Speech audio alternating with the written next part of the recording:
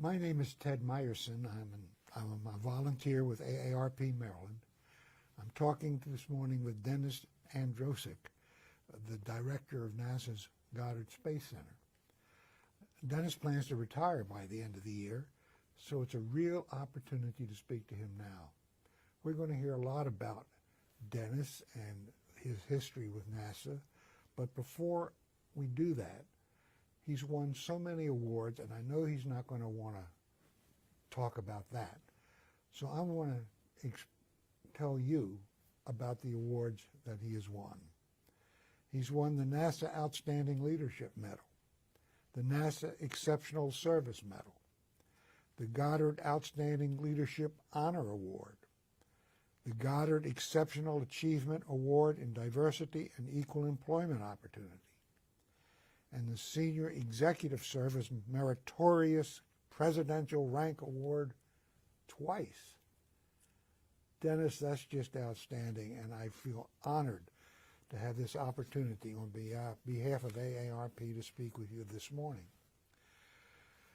I think most people have a general idea about NASA and what NASA does, but what specifically does this Goddard Space Center do, and what do you do at the Goddard Space Center? All right, that's a great question, Ted. Each NASA center takes on a primary role for the agency in space exploration. For example, a lot of folks know about the Kennedy Space Center down in Florida, where we do launches. The Johnson Space Center manages the human flight systems, such as the International Space Station, and recently the Artemis program. The Marshall Space Flight Center in Huntsville, Alabama, builds the SLS rocket, the Space Launch System rocket. At the Goddard Space Flight Center, we're about science. Our primary role is space exploration and scientific exploration in particular. It's in earth science, understanding our Earth, the oceans, the atmosphere, and the solid Earth. It's about studying our sun in heliophysics, understanding the space weather environment that comes from our sun, what we call coronal mass ejections or solar flares, and their impact on the Earth. The third discipline area is planetary science, which is outside of the Earth, all of the other planets in our solar system, from Mercury, closest to the sun, and I'm a Pluto hugger, so I'm going to include Pluto in that, and the outer edges of our solar system. And then finally, in astrophysics. We're familiar with the James Webb Space Telescope that just launched on Christmas Day of last year. That's an astrophysics mission looking back to the beginning of time. So we have all four of those science disciplines here at the Goddard Space Flight Center. Well, that James Webb Telescope is probably the most fantastic engineering project that ever was taken on by man. What role did Goddard play, and what role did you play in its development? Building the James Webb Space Telescope did not happen overnight. It took the better part of 25 years to build this observatory. I've been fortunate enough to actually participate in the entire life cycle of the James Webb Space Telescope to today. And the engineering capability that's come together to make that telescope happen is just second to none. We've all heard about the tennis court-sized sun shield, 5 layers to make sure that the telescope and the instruments stay cold, but also the engineering challenges in building the backplane that hold the telescope together. I was fortunate enough to have a role in a lot of those engineering trades that made the telescope happen. The telescope itself, the mirrors, and the instruments were all integrated here at the Goddard Space Flight Center. The spacecraft was developed by Northrop Grumman out in Los Angeles in California and was integrated together and launched from French Guiana. The mission operations are mandatory here out of the Goddard Space Flight Center. That's pretty amazing. I understand that one of those mirrors got dinged pretty quick. Actually, yes, it did. We expected there to be micrometeorite hits on the mirror. There are 18 segments of the primary mirror. We built into our error budget the potential for micrometeorite strikes on any one of the mirrors. So we are still well within our error bars for micrometeorite strikes. There was one that got a lot of press because it was a little larger than we expected, but fortunately we're still within our error margins. And the systems engineering that went into building that telescope included micrometeorite strikes among many other trades to make sure that telescope operates as expected. And I'll tell you what, it's doing spectacular science already. Well, we see pictures from it in the paper or on TV all the time. It's an amazing thing. You've done other things at Goddard too, obviously. What have you done at Goddard that you're most proud of? Oh my goodness, that's like asking me which one of my children I like the best, because we've had outstanding scientific contributions in each one of those scientific areas I talked about a couple of minutes ago. If I can give you just a real quick example, perhaps in each one of those. In Earth science, we work together with NOAA to build the weather satellites for the country. We build the polar orbiting satellites and the geosynchronous satellites that tell us every day what our weather is going to be. And I'm very proud of that long-standing partnership. We understand climate change. Since 1978 to today, we've been able to very accurately map the polar ice cap, the northern polar ice cap. 50% of it is gone. It's melted over the last several decades since 1978. And we've got animations from our Earth science spacecraft that tell us exactly that. You mentioned the James Webb Space Telescope and astrophysics. Billions of galaxies out there, looking back over 13 billion years. The universe is 13.7 billion years old, and the James Webb Space Telescope will look back to the beginning of time, only 200 million years after the Big Bang. And I'll tell you what, it's just spectacular science. The Hubble Space Telescope is another example of great astrophysics observatory, producing over 15,000 technical papers. In planetary science, you might have heard 2 years ago the OSIRIS-REx mission touched down on the surface of the asteroid Bennu. It's returning samples on September 26th of 2023 of that asteroid. And that's just spectacular science. In heliophysics, understanding our sun, the Parker Solar Probe is going to be the fastest, as it progresses in its orbit of the sun, the fastest spacecraft ever built. While it's telling us about the space environment, the projected velocity of that spacecraft will be 425,000 miles an hour.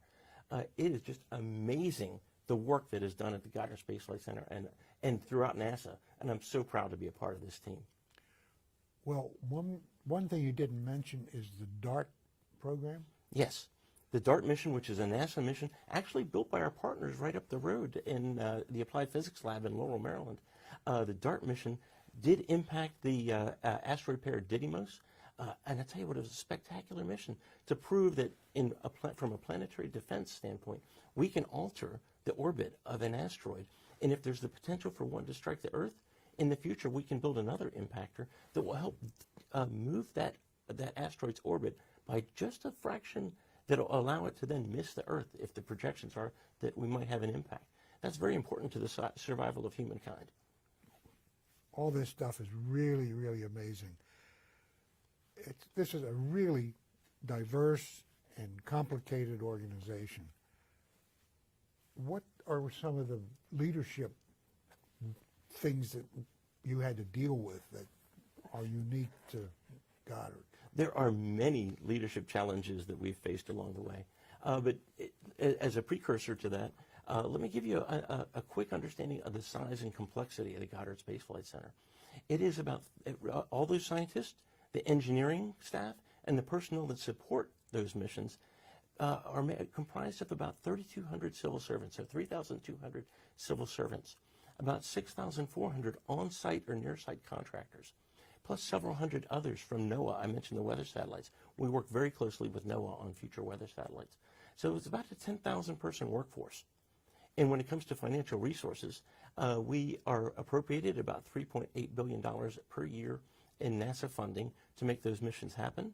And together with NOAA, we receive about $1 billion in reimbursable funds to make those weather satellites happen. So it's a very complex organization, and there have been many challenges along the way. Technical challenges, because we rarely build the same spacecraft twice. Making sure our workforce has got the tools and the training to build these spacecraft, to develop the technology, is not simple and represents a huge leadership challenge. But I'll tell you what, we've got the processes in place to make that happen and build the workforce of tomorrow.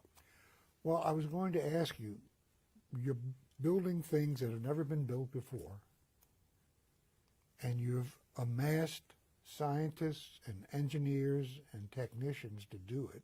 Mm-hmm. So you get a challenge, and you have to figure out how to do it, and then execute it. How did you put that kind of a group of people together? It is a terrific group of people, but it all starts with the planning and understanding of what future science missions we'd like to pursue as a nation.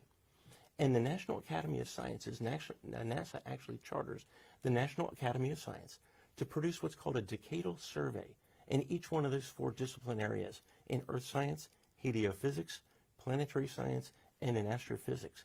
So every 10 years in each one of those areas, we get a roadmap that's developed by the science community on what missions are a priority for our nation. And we follow those roadmaps. That's how the James Webb Space Telescope came to be. And those other exploration missions were actually came out of those decadal surveys.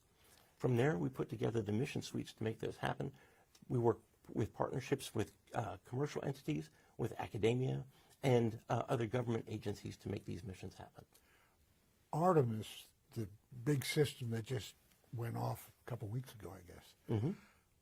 Did Goddard have any part in that? Absolutely. While our primary role is science, we have the communication capability for the agency within the Goddard Space Flight Center for near-Earth, in particular, resources. So the Artemis, all of the Artemis data, the commands, the telemetry, and any data coming back from the Orion spacecraft, all flow through communication systems that are managed by the Goddard Space Flight Center. Of course, those assets themselves were developed by Marshall, by Johnson, but we do have a piece in that. We also do the flight dynamics, which is understanding the orbital trajectories that the Orion spacecraft and the SLS use in order to get safely to the moon and back again. The way you calculate where a rocket's going to go is something is beyond my ability to understand. You guys are just fabulous. You've been at this job now for a while. You've been at NASA for a while. You bet. Tell us a little bit how you got here, what your story is, what you've been doing, all of those things.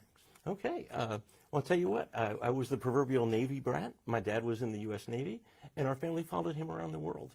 Ultimately, coming back, his final station was in Fort Meade, Maryland, and graduated from high school in the Maryland area.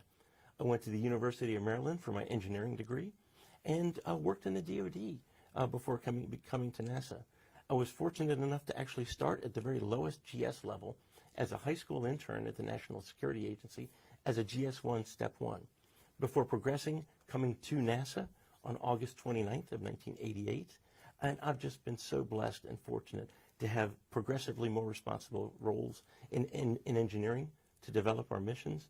And I've been the Goddard Center Director now for 3 years. Joined NASA, I think in August of 29th of 1988, 34 and a half years with NASA. And I'm finishing my career as the Goddard Space Flight Center Director. You've seen some amazing things. If you were to do it again, what would you change?